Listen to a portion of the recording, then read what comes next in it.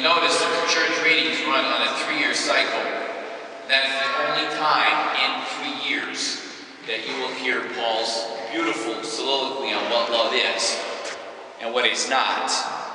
I hear it at weddings all the time, but I do a lot of weddings, and you don't go to that many weddings.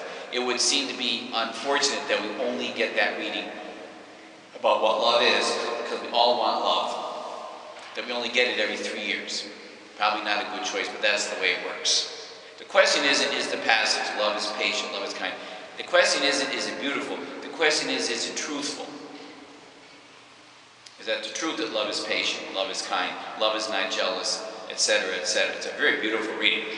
But is it the truth? Is it your experience that it's the truth? And the answer is yes and no. 2 weeks ago, you might notice I was not around. I was in a warmer climate, shall we say, in the Caribbean. And the beach is just magnificent. I mean, it's one of the most beautiful beaches in the world. I was there with my family for a couple of days. I couldn't get back on Sunday because of the weather. But, I mean, it's just a beautiful beach. It's always 90 degrees. But there's a problem. As beautiful as it is, there's a lot of seaweed. It must grow because it's warm. And they're there all day long trying to rake up the seaweed. They'll be doing that until Jesus returns. There is no answer. I guess it grows because it's so warm. And constantly, you can look down and see your feet, your toes, and then these weeds flow in. And they'll be there forever. They've been there forever. It's beautiful, but there's weeds. And there's nothing anybody can do about it. Only God can change that. That's what love is. It is very beautiful. Who doesn't want love? But there's weeds. There's weeds that destroy the beauty of love. And we all experience it. And one of those weeds, well, they all come from sin. One is self. I want what I want. That can destroy a marriage. It's about me. Then there's immediate gratification. I want it now. I want what I want now.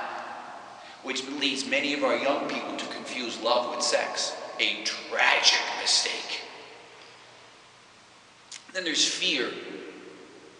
I'm afraid of a commitment. My parents got divorced, so I won't get married. And I hear that all the time. Every couple that comes in. We've been dating 8 years, we're afraid to get married. You're afraid of love. Those are the weeds. And they take away the beauty of love. It's the most beautiful beach in the world, but it's the most beautiful thing in the world, but there's those weeds. But there is an answer to those weeds in love. There's no answer to the weeds in Punta Cana.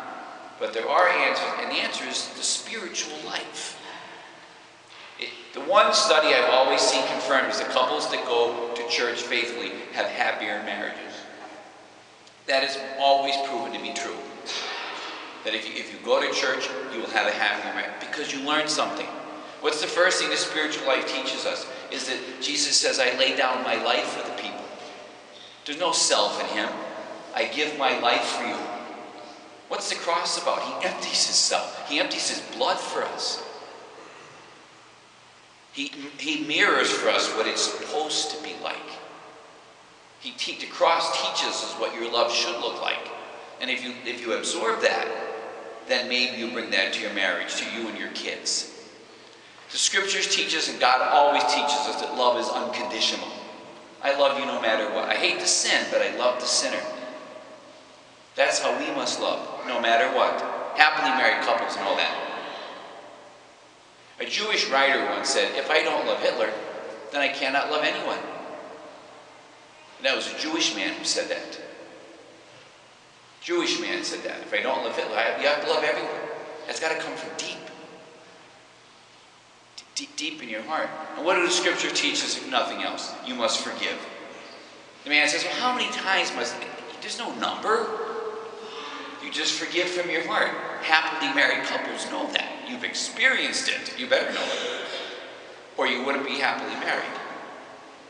The spiritual life teaches us how to make natural love that we all feel more than lust and to raise it to a higher level. Some of us come to hear how to do that and listen to Jesus do it. Some don't, and they won't. And society and family suffers. The answers are always found right here. The attentive couple listens and tries to practice them as best they can. Love does not make the world go round. It makes the trip worthwhile. Hop on board. Let us stand, my friends, and we'll profess our